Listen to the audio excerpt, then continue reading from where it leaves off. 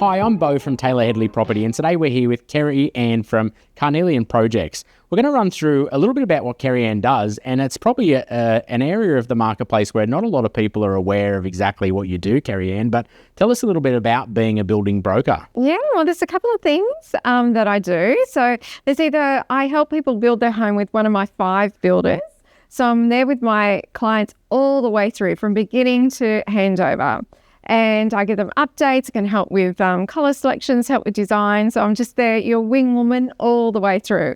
The other side I do is give advice. So give advice on a build contract, build tender with someone, with a builder that's not my own, and let people know exactly what is or isn't included in their build price. I think it's great to have someone on your side who is basically like an advisor who's been through that process many times, because I've built myself previously and it can be a bit of a daunting process. Yeah. Well, we've built 5 times, so I beat you there. Excellent. And we want to build again. But yeah, I just love building. We've never bought an existing home, actually. We've always built, and I've had this business for 13 years. So I've seen all the ups and downs of building, and yeah, I love seeing a house rise up from the ground. I love seeing the frame, the roof, and I suppose the most exciting thing is seeing kitchens go in and tiling. And in relation to some of the things you see people do wrong when they're either purchasing land or going through that building process, what are some of the things that you highlight that people should look out for? Most thing is when they're purchasing land, especially if they're on a tight budget, do not purchase a sloping block. Sloping blocks demand certain style of home. They demand a lot of retaining, a lot of drainage. Your driveway has to be considered as well. So especially those who are on a tight budget, I would steer away from a sloping block. Try and get a flat block. A lot of the mistakes are going to display homes and just thinking that's exactly how my home is going to look like. And it's not. Display homes are display homes. And so a lot of the time that price that you're given by a display builder is not reflective of your house on your block of land. It's just floating above the block of land. It's not actually taking into consideration, the slope of the land requirements, estate requirements, and things like that. Yeah, excellent. In relation to builders and different builders out there in the marketplace, are we talking more, I guess, about a spec built property, or do you deal with people who are more, I guess, custom based, or what?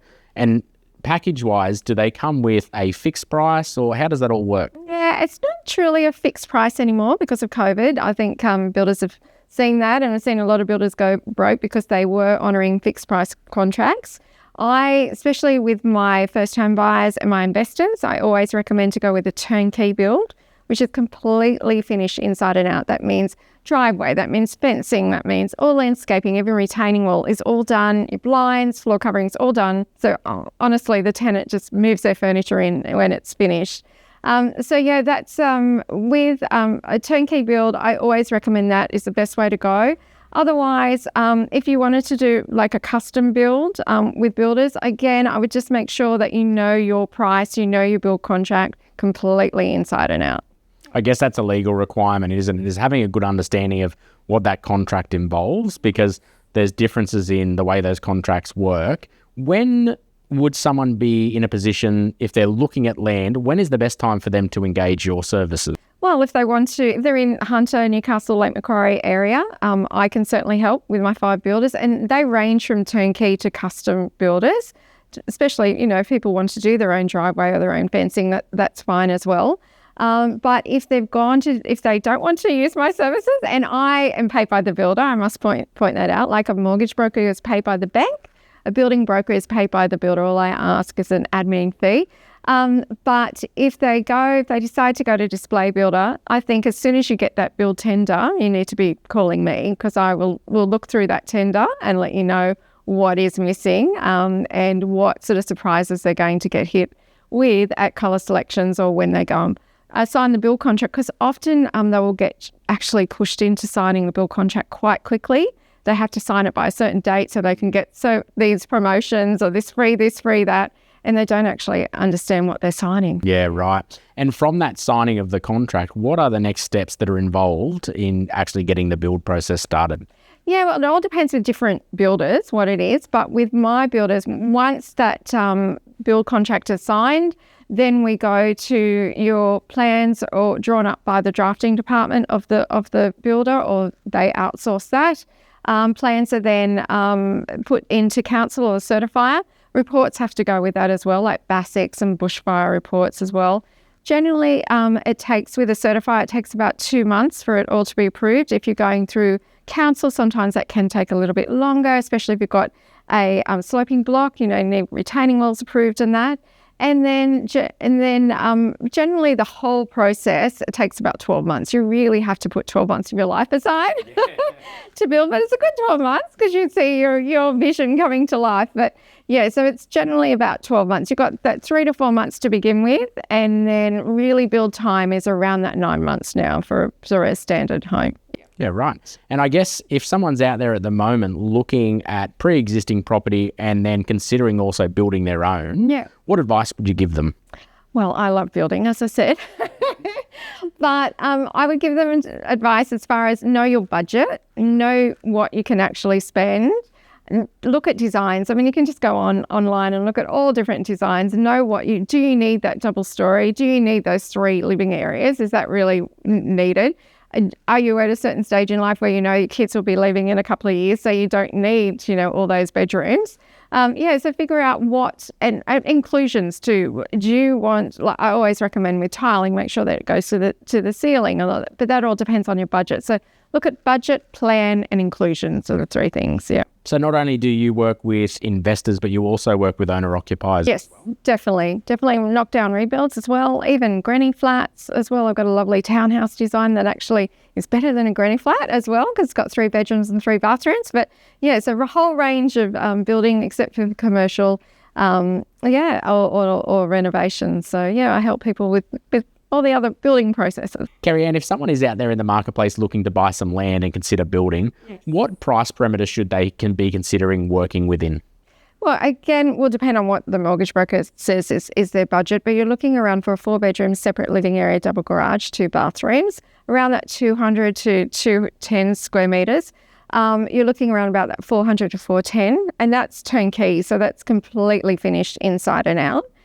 Which is very much on par with display builders who, say it's without the driveway and all that. But I mean, again, it just depends on your personal point of view. You may want to do your own driveway and your own fencing and that. But yeah, generally around that 400,000. Pricing has definitely gone up since with COVID, with what happened then with everything just going crazy. I don't see it going back down. It's definitely leveled off, I should say. There's no dramatic price increases happening. COVID times it was happening every week, every month. It was quite scary. That is not happening anymore. So the prices are pretty steady now. And I think given the price of real estate across Newcastle and Lake Macquarie now, that cost of building previously seemed quite expensive. But given the price of pre-existing homes going up significantly in the last 4 years, they've actually leveled out where it's like for like. Yes. I guess the only concern for people is the time frame that it takes to build. That's right. But as you touched on previously, you can be in a position that you could build a house within a 9 to 12 month period. Yeah, that's right. And I do actually have some packages as well where majority of my packages are off the plan. Or I can quote on a block of land as well. But I have some house or land packages where the build has started. So, people can pay a deposit and don't pay anything till the end. There's those packages around. They're not many. But yeah, if you're building your own home on your own block of land, you do have to put that 12 months aside for the whole process. Yeah. Great. And do you have any areas at the moment that you're working on that you think are good value and would be good for someone, whether they're looking for an investment or an owner-occupied property? I guess that's different. Yeah. But any areas in particular that you're working with that you think someone should look at those markets? Well, your areas that you love around Edgeworth and Brush Creek, Cameron Park are amazing. Like I can remember 13 years ago, no one would go out there. There was cows in paddocks out there. I remember that. I was in real estate in my 20s too, so I remember that. And people just thought, oh my God, that's so far away from town. For Newcastle, but everyone, and the values have gone up so much, and you've got, as you know, you've got the schools, all the shops out that way as well, so they are very, very popular. For someone probably more on a modest budget is up towards the Hunter. Again, like places around Greta and Huntley, where again, like 5 years ago, I remember sitting on a land estate and no one would no one would come in the door, sitting there with a sales agent selling the land, and I was talking about building. Hardly anyone was there, and now it's just gone crazy up that way, but it's still hasn't tipped over the million mark there. We can still get something in the 700s, 800s there. So, and that area, Hunter, again, people are thinking it's not that far away because of the expressway, but definitely Edgeworth and Cameron Park are my picks for investing on first-time owners if they can get into the market there. I definitely think the infrastructure that's happened in our area over the last 5 to 10 years has definitely made those areas more accessible, and that's what's helping drive the prices. Exactly. Yeah. So they think now that's not. I mean, I've had people in Greater who work at John Hunter. One's up at the mines, and the wife works at the John Hunter Hospital. So yeah, it's people, especially I think maybe since COVID as well too. There's not thinking it's too far out anymore. So yeah. Well, we really appreciate your time today, Kerri-Ann. And how would people reach out to you? Thank you. You can see me on socials. So I'm on Instagram and Facebook and LinkedIn as well. LinkedIn is Kerri-Ann Hooper, and the others are Carnelian Projects. And yeah, just give me a call. I always love chatting about building. Thanks so much for your time. Thanks, Fo.